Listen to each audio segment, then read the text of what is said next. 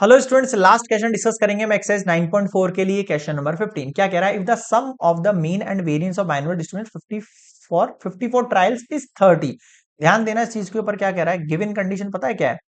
सबसे पहले सम of mean and variance, तो ये बोल रहा है मीन और वेरिएंस का जो सम है ना वो 30 है। 54 नहीं, 54 तो ट्रायल्स हैं आपके पास।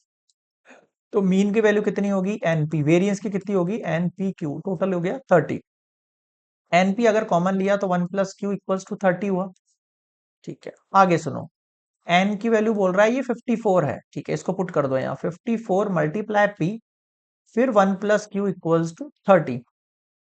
ठीक है, पी की value 1 plus Q equals to 30 upon 54। अब 1 प्लस क्यू आपको वैल्यू दे रखी है ना, sum of the mean and वॉल। तो अब मुझे बताओ, अगर मैं इसको कट करूं तो कैसे कट हो जाएगा? ये 3 की टेबल से कट हो जाएगा। हाँ, 3 से ये 10 टाइम हो जाएगा, और ये 3 से कितनी टाइम हो जाएगा? 3 1 जा 3, फिर 3 8 जा 24, फिर 2 से कट हो जाएगा, 2 9 जा, 2 5 जा। ठीक है, तो 5 अपॉन 4 हो गया कुल मिला के P. 1 plus Q equals to 5 upon 9 आ गया। बताओ यहां तक समझ में आया क्या? ठीक है भाई, यहां तक क्लियर हो गया। अब मेरी बात सुनना। अब मैं ये कह रहा हूं आपसे कि ये जो वैल्यू है इससे हम कैसे डिस्ट्रीब्यूशन बना सकते हैं। देखो नेक्स्ट स्लाइड पर आओ। P 1 plus Q equals to 5 upon 9 है शायद। हाँ, अब आपको पता है P plus Q equals to 1 होता है।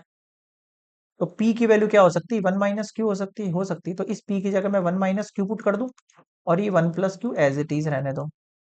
1 minus Q square equals to 5 upon 9 हो जाएगा। 1 माइनस 5 अपॉन 9 कर दो और इसको उधर भेज दो, क्यू स्क्वायर पॉजिटिव में।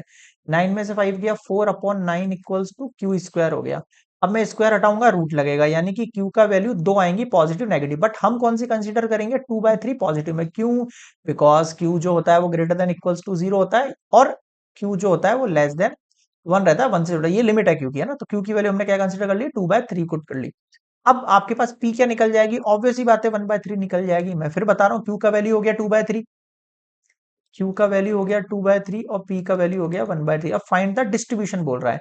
आपका जो रिक्वायर्ड बाइनोमियल डिस्ट्रीब्यूशन हुआ है वो क्या होता है भाई? क्यू प्लस पी की पावर एन। तो लगा दो वैल्यू। क्यू की वैल्यू है 2/3, पी की वैल्यू है 1/3, पावर में आएगा एन यानी कि 54। ये लो। अब बताओ क्या समझ नहीं आया?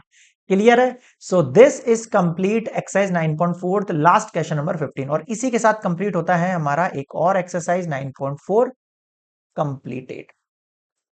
अब बताओ क्या समझ नहीं आया? क्लियर है? तो यहां तक के टॉपिक में आपको कोई भी डाउट लगे आप मुझे कमेंट्स में बता सकते हैं। बाकी मैं फिर कहूंगा आपसे, हर एक्सरसाइज से पहले एक इंट्रोडक्शन पार्ट है तो वो देख लिया करो।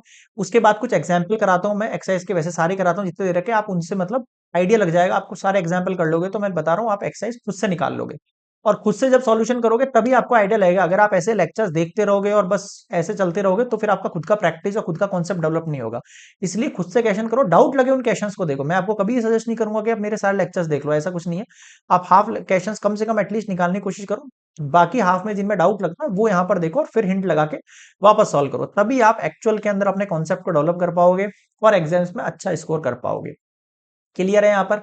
तो नेक्स्ट मिलेंगे हम इंट्रोडक्शन पार्ट फॉर एक्सरसाइज 9.5। और अभी तक चैनल पे नए और लाइक शेयर सब्सक्राइब नहीं किया तो प्लीज यार like share and subscribe Gajvakra academy, and share जरूर करना फ्रेंड्स में, ग्रुप्स में। क्लास 8 से 12 तक का कंप्लीट मैथमेटिक्स मिलेगा, चाहे वो एनसीईआरटी हो, चाहे एमएल अग्रवाल हो, आरडी शर्मा वगैरह बुक्स वगैरह भी सॉल्व करवाने की मैं सोच रहा हूँ। बट थोड़ा सा एक बार ये अप्लाइड मैथ्स का सिलेबस पूरा हो जाए, आफ्टर दैट आपके जूनियर सीनियर अगर कोई भी कॉन्टेक्ट में तो प्लीज आप उनको यहाँ जोड़ना। तो मिलेंगे नेक्स्ट एक्सरसाइज कंसेप्ट के साथ, तब तक के लिए गुड बाय।